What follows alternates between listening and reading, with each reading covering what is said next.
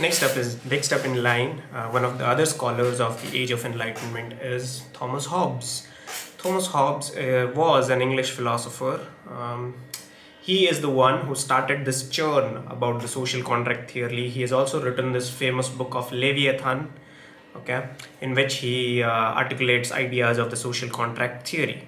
Okay, now in that book he establishes a very important fact. Okay, that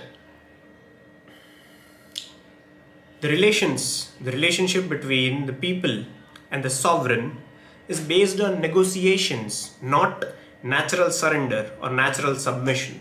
Okay, so to expand this idea further, okay, let's go back to 1947 when there was transfer of power.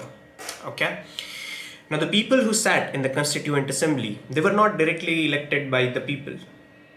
Okay, they were indirectly elected, they were nominated, and even a small fraction of people who were elected, they were elected based on voting that was done by a very minuscule proportion of the population, because the conditions to qualify as a voter were so stringent that almost the entirety of the population was out of the definition of somebody who was eligible to vote.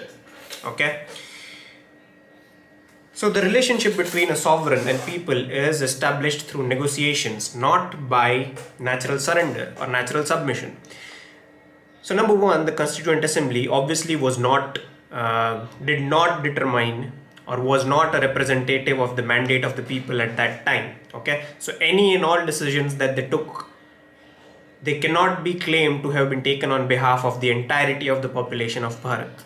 Okay, number two, let's assume the fact that any decisions that they took, okay, let's assume the fact that any decisions that they took, okay, might have at least some mandate of the people.